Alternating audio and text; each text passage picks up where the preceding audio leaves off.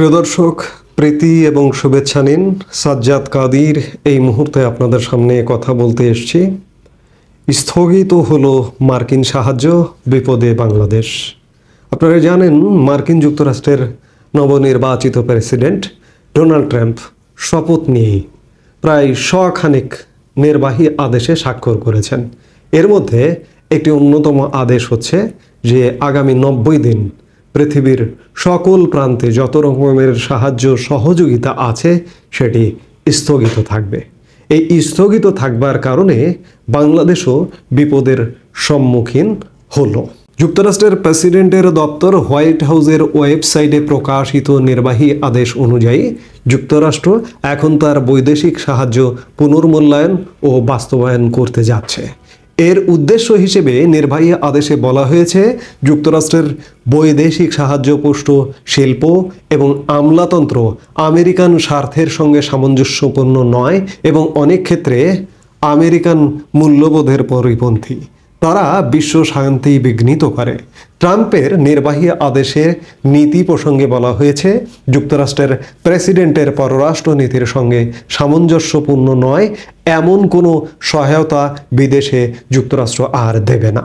যুক্তরাষ্ট্রের বর্তমান বৈদেশিক সহায়তা কর্মসূচির কার্যকারিতা মূল্যায়ন ও সঙ্গতি যাচাইয়ের জন্য বিদেশে যুক্তরাষ্ট্রের উন্নয়ন সহায়তা 90 দিনের জন্য স্থগিত থাকবে। ট্রাম্পের নির্বাহী আদেশ অনুযায়ী বিদেশে যুক্তরাজ্যের উন্নয়ন সহায়তা 90 দিনের জন্য স্থগিত করতে যুক্তরাজ্যের প্রেসিডেন্টের নির্দেশনা তাৎক্ষণিকভাবে কার্যকর করা সংশ্লিষ্ট সব সংস্থার জন্য বাধ্যতামূলক। প্রতিটি বৈদেশিক কর্মসূচি পর্যালোচনার জন্য দায়িত্বপ্রাপ্ত বিভাগ ও সংস্থা প্রধানরা বাজেট ও ব্যবস্থা বিষয়ক অফিসের পরিচালকের সঙ্গে পরামর্শক্রমে পররাষ্ট্রমন্ত্রীর নির্দেশনা অনুযায়ী পরবর্তী করণীয় ঠিক করবেন। পর্যালোচনা শেষে যুক্তরাষ্ট্রের পররাষ্ট্রমন্ত্রী বিদেশে সহায়তা কর্মসূচিগুলি অব্যাহত রাখা, পরিবর্তন ও বন্ধ করার বিষয়ে সিদ্ধান্ত নেবেন। ট্রাম্পের এই সিদ্ধান্তে বাংলাদেশও কিন্তু একটা বিপর্যয়ের মধ্যে, একটা বিপদের মধ্যে পড়বে। কারণটা হচ্ছে, বাংলাদেশ সবচেয়ে বেশি যে দেশটির কাছে আর্থিক সহযোগিতা পায়, সাহায্য পায়, সেটি হচ্ছে মার্কিন যুক্তরাষ্ট্র। যুক্তরাষ্ট্র বাংলাদেশে কিভাবে আর্থিক সহায়তা দেয় সেগুলো হচ্ছে যে যুক্তরাষ্ট্রের আন্তর্জাতিক সংস্থা USAIDর ওয়েবসাইটে বাংলাদেশ প্রসঙ্গে বলা হয়েছে, বাংলাদেশের স্বাধীনতার পর থেকেই যুক্তরাষ্ট্রের জোরালো বন্ধুত্ব বজায় রেখেছে বাংলাদেশের সাথে। বাংলাদেশকে দক্ষিণ এশিয়ায় কৌশলগত অংশীদার হিসেবে স্বীকার করে যুক্তরাষ্ট্র। বাংলাদেশের সঙ্গে যুক্তরাষ্ট্রের অংশীদারিও অভিন্ন স্বার্থ থেকে নির্ধারিত হয়। USAIDর তথ্য অনুযায়ী বাংলাদেশ USAIDর কর্মসূচির এশিয়ার মধ্যে বৃহত্তম। এ কর্মসূচিতে বিশ্বের সবচেয়ে গুরুত্বপূর্ণ খাদ্য নিরাপত্তা ও স্বাস্থ্য কর্মসূচির পাশাপাশি কৌশলগতভাবে গুরুত্বপূর্ণ গণতন্ত্র ও সুশাসন, মৌলিক শিক্ষা এবং পরিবেশ শিক্ষা সংক্রান্ত বিষয়ও আছে। রোহিঙ্গা সংকট মোকাবেলায় যুক্তরাষ্ট্র বাংলাদেশে বড় ধরনের মানবিক সহায়তা কার্যক্রম দেখভাল করে। 2031 সালে উচ্চ মধ্যম আয়ের দেশ হওয়ার পথে বাংলাদেশের অগ্রযাত্রায় USAID অনেক পুরনো অংশীদার হিসেবে আছে। রোহিঙ্গা সংকট মোকাবেলায় সবচেয়ে বেশি আর্থিক সহায়তা দিয়েছে যুক্তরাষ্ট্র। 2017 সালের আগস্ট থেকে $250 কোটি ডলারেরও বেশি সহায়তা দিয়েছে যুক্তরাষ্ট্র। এর মধ্যে বাংলাদেশে আশ্রিত রোহিঙ্গা ও স্থানীয় সম্প্রদায়ের জন্য সহায়তার পরিমাণ $210 কোটি। যুক্তরাষ্ট্র USAID ছাড়াও পররাষ্ট্র, কৃষি, বিচার ও জ্বালানি বিষয়ক দপ্তর এবং ফেডারেল ট্রেড কমিশনের মাধ্যমে বাংলাদেশকে সহায়তা দিয়ে থাকে। 2023 সালে যুক্তরাষ্ট্র বাংলাদেশকে $49 কোটি বা প্রায় 6,000 কোটি টাকা সহায়তা দিয়েছে। 2024 সালের আংশিক হিসেবেও সহায়তার পরিমাণ প্রায় কাছাকাছি। ডোনাল্ড ট্রাম্পের এই যে আন্তর্জাতিক সাহায্য বন্ধের যে নির্বাহী আদেশ জারি করেছে, সেই নির্বাহী আদেশের ফলে আমাদের রোহিঙ্গা, আমাদের বিভিন্ন ক্ষেত্রে যে আর্থিক সহায়তা আমরা পেতাম, আপাতত সেই সহায়তাগুলো আমরা পাবো না। বিশ্বক্ষেত্রেও বৈশ্বিকভাবেও এর প্রভাব পড়ছে। আপনারা ইতোমধ্যেই জেনে গেছেন যে মার্কিন যুক্তরাষ্ট্র ওয়ার্ল্ড হেলথ অর্গানাইজেশন, বিশ্ব স্বাস্থ্য সংস্থা থেকে বেরিয়ে যাওয়ার একটি নির্বাহী আদেশেও স্বাক্ষর করেছেন ডোনাল্ড ট্রাম্প। অর্থাৎ এই যে 90 দিন যে স্থগিত করেছেন বিভিন্ন সাহায্য সহযোগিতা, তার একটি অংশ হু থেকে বেরিয়ে যাওয়া, এগুলো এখন পর্যালোচনা হবে।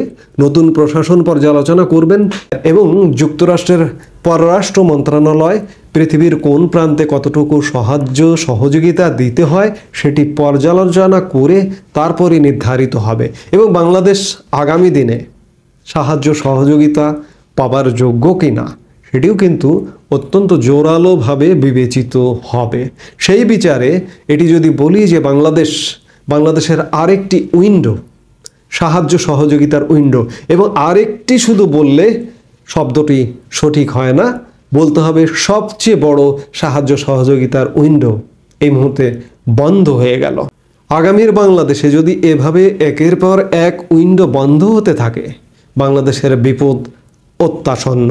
কারণ আরেকটি জিনিস লক্ষ্য করুন যে মোহাম্মদ ইউনূসের বাংলাদেশ আন্তর্জাতিক ফিগার বলা হয়, ইউনূসপন্থীরা বলেন, কিন্তু আমি গত 6 মাসে মোহাম্মদ ইউনূসের যে শাসন দেখেছি, আমি মোহাম্মদ ইউনূসকে, উনি বয়োজ্যেষ্ঠ মানুষ, অনেকে সম্মান জানায়, শ্রদ্ধা জানায়, কিন্তু আমার বাংলাদেশের যে ক্ষতি করেছেন এই ক্ষতির জন্য সেই শ্রদ্ধা আমি আর জানাতে পারি না।